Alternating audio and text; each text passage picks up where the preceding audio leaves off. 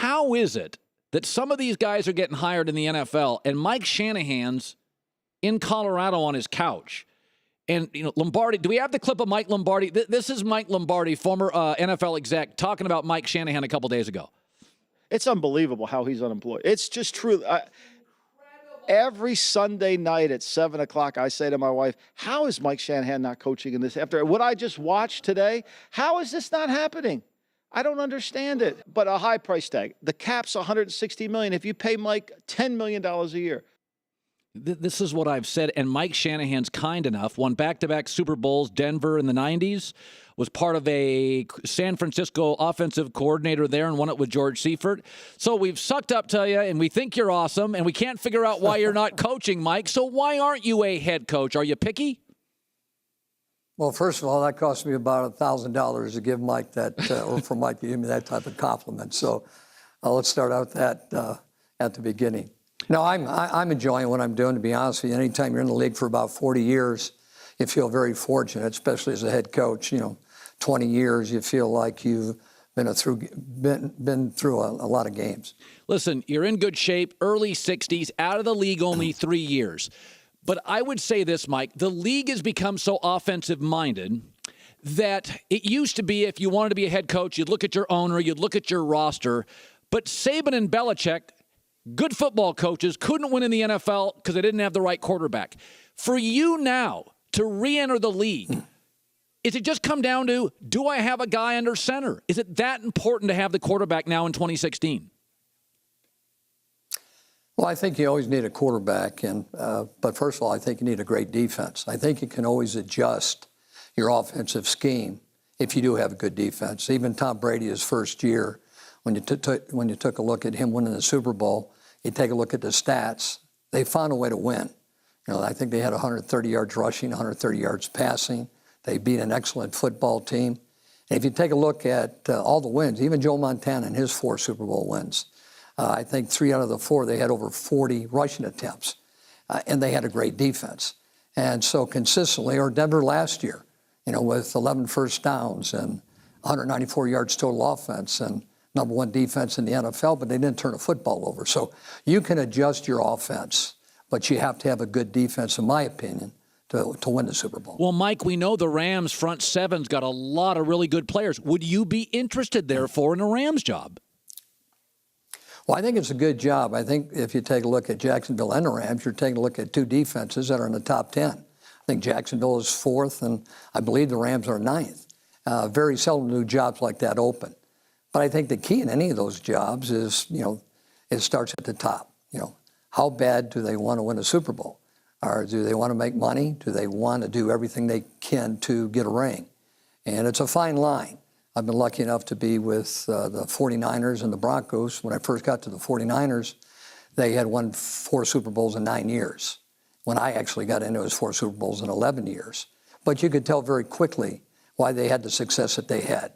I mean, it started from the top. If it was George Seifert, if it was Bill Walsh, if you talk Carmen Policy, but top to bottom, in every area, you knew that they were the best that they could be, and that's why they had won so many Super Bowls. So to take any of those jobs, you got to make sure you got the right owner, the right GM, and everybody's going in the same direction.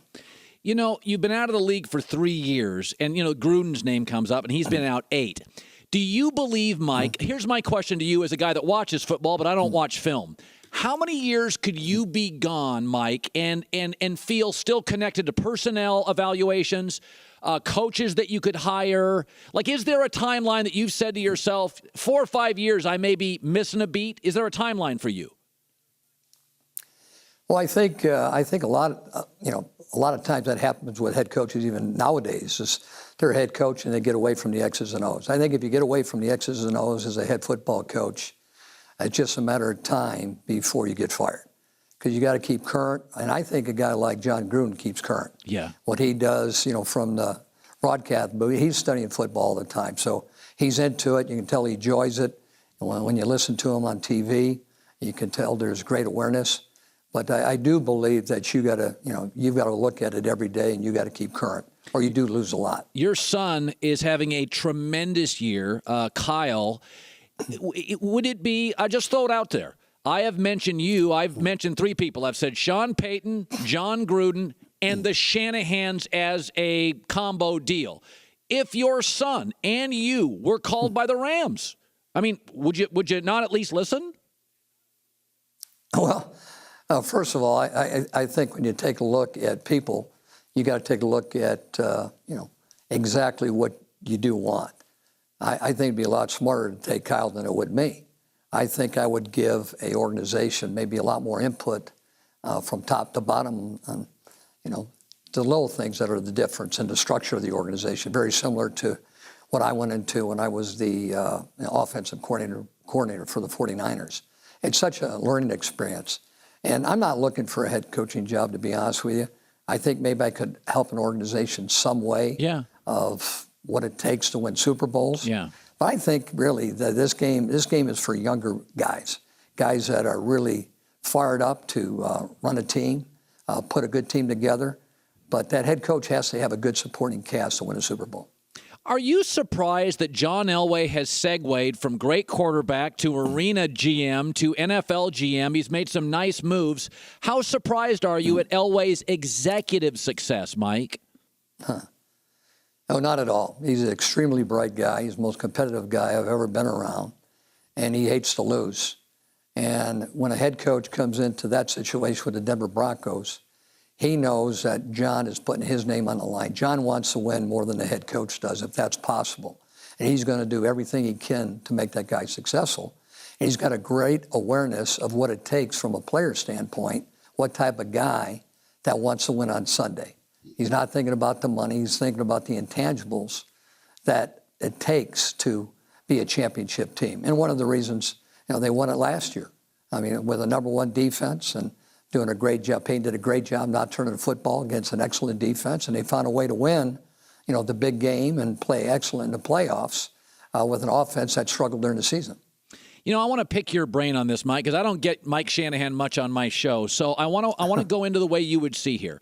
So if let's say Tony Romo was available on the open market, we're not insinuating anything, but if he was after the year, he's making $16 million lot for a backup. His injury history. He's competitive as you know what. Would you as a coach be interested in an older quarterback who has some physical history? What's your takeaway on what to do in that situation? Well, I love Tony Romo, number one, being at Eastern Illinois, which I was. He was with Sean Payton, and I've known him through the years. And I know he's a great quarterback because I've watched him too many years in a row. But the one thing I think you got to be careful with an older quarterback, especially when he's got a bad back or, he's got some injuries that, he's not going to last the season, taking those shots. And I think the best situation for Tony Romo, if I was advising Tony, would be stay on the Dallas Cowboys. They love you. You can come in with a great running game and play lights, he can turn on the lights. In 2014, when they had a great running game, his passing efficiency was 115, the best in his career. You give Tony a running game with the type of defense they're playing right now and the rushing attack, and all of a sudden, if Dak does go down, he's not playing well, Tony will come in and win the game. And finally, Mike Shanahan, 3 Super Bowls to his credit, and a guy that says he doesn't want to coach again. I'd love to see in the league. You took Kirk Cousins after RG3, and I will acknowledge I didn't understand it. You were obviously much smarter than me. But now Kirk Cousins has had back-to-back years, and he's had some very nice production. And you could franchise him again, but that could be $23 million, or you could sign him to a reasonable long-term contract. So I have struggled with Kirk Cousins, Mike. Is he a franchise guy to you? There's no question he is a franchise guy. And you give him a good system, and Kirk Cousins will win you a Super Bowl. Wow. And there's no question. He's got all the intangibles that you look for. In fact, one of the reasons why I'm not at Washington is, we had a conversation relative to Robert or Kirk, but what Kirk did away from the football field was, did things that I've never been around a person that studied that hard, worked that hard. And he's got a great feel. And I think people see, very similar to Drew Brees to me, when he was at San Diego, then all of a sudden he went to Miami, went to New Orleans. Can Drew Brees play? And all of a sudden the rest is history. I think Kirk Cousins is that type of guy. It's been a real pleasure for me, Coach. Thank you so much. Always respected your work. You look fantastic. I hope you take the Rams job if offered. You don't sound like you're interested, but the league would be better off, Mike. Thank you. Colin, thanks for having me on. Take care. All right, Mike Shanahan.